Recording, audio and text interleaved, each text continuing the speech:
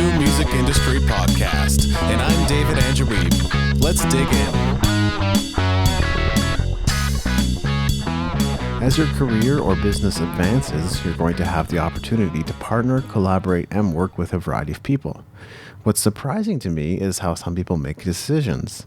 I've seen some artists turn down offers from well-intentioned, well-meaning people who would have fairly compensated them for their work, but because of some underlying emotional baggage or stress in their daily lives, they made the rather unlikely choice of staying put instead of moving forward with their creativity and passion. Now, I'm an entrepreneur, so if I was in their position, I would have jumped at the opportunity. But not everyone thinks like an entrepreneur, and not everyone is comfortable taking a chance up front and problem solving along the way. This is what got me thinking about this topic of who to align yourself with. Sometimes, no matter how influential or highly regarded someone is, associating with them can bring you down. At other times, you might be surprised by how the most unlikely people come to your aid or rescue at just the right time. Regardless, you become like those you spend time with. So as you continue to build your career or business, it's going to become increasingly important to be more selective in who you associate it with. You're going to want to build your support group or inner circle because you're going to come to depend on those people, especially when the going gets tough. Who you align yourself with is critical to your success. Here are several methods people use to decide who to work with and the upsides and downsides of each. 1. I choose who to work with based on how I'll look. This is one of the worst criteria for choosing who to align yourself with. Now given, there may be some people you don't want to be associated with, such as extremists, controversial figures, criminals, and so on. I'm not saying there aren't good reasons why you might associate with people like that anyway, but you might consider your reputation as well as the long-term consequences of associating with someone, no matter who you're choosing to be involved with. So to make all decisions based on how you'll look is the most superficial way to decide who to work with. If this is how you make decisions, more than likely you'll make some poor choices and miss opportunities to work with some great people. We as people are much too concerned with appearance.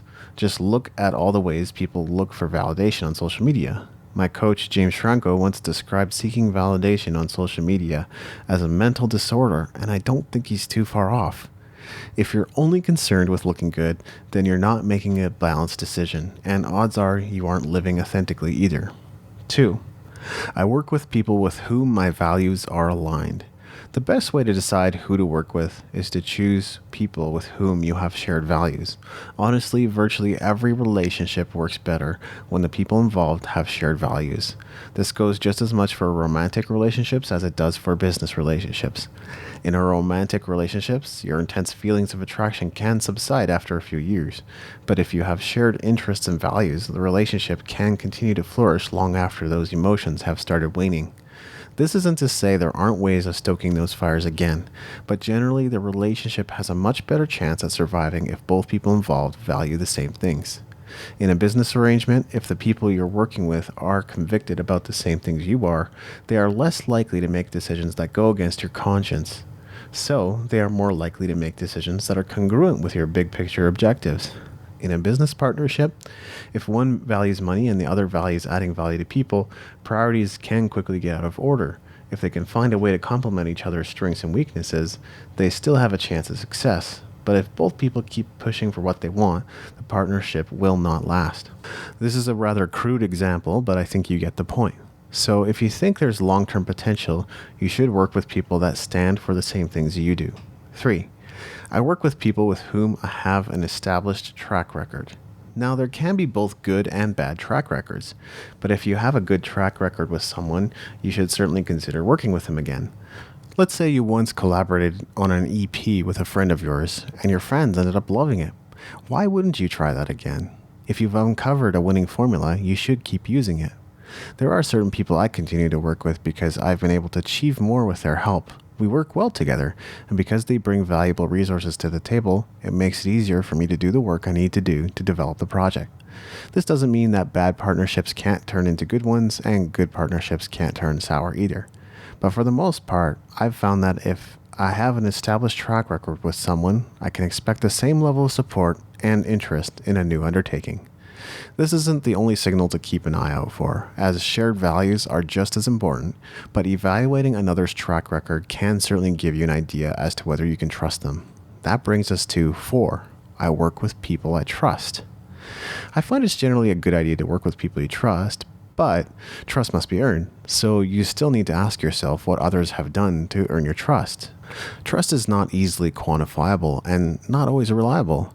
This is because it's easy to demonstrate commitment when everything is going well. But will those same people come through for you when the poop hits the fan?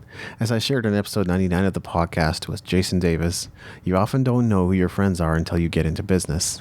That might sound negative, but the reality is that not everyone is going to support you. If you're just getting started in your business or career and everything seems to be going great, be forewarned. Many people who said they would buy your product won't when you finally launch it. Again, it's a good idea to work with people you trust, but this isn't a foolproof method for choosing who to align yourself with. There are plenty of charismatic people who might charm you up front, but do you a disservice on the back end. Final thoughts. There's no perfect way to choose who to align yourself with, but as you continue to develop a relationship with those around you, you'll get a better sense of who you can count on, who you can trust, and whose values you resonate with. Apart from that, we tend to make decisions superficially, which often doesn't work out. Either that, or we end up relying on pure instinct, which can work out, but we can just as easily make an emotional decision and justify it with logic later. Then we end up missing important signs that it's not going to work out. So long as you're on this path, you're going to be working with others, so it's a good idea to determine how you're going to decide who to work with. Early on, the consequences of failure may be minimal, but as the stakes get higher, it becomes increasingly important that you make good decisions. Choosing badly could mean risking your reputation, your livelihood, your business, or, not to be dramatic, but even your life. So in closing, I'd like to ask you a few questions. Who are you aligning yourself with right now? What values do you share with them? Do you have an established track record with them? Do you trust them? Have you noticed any flaws in your decision-making process? What have been the consequences of aligning yourself with who you've chosen to associate it with? How are you going to decide who to align yourself with moving forward? I look forward to seeing your comments in the show notes. Thanks for listening. Make sure to go to musicentrepreneurhq.com for show notes and other goodies, and leave us a review in iTunes to help us spread the word.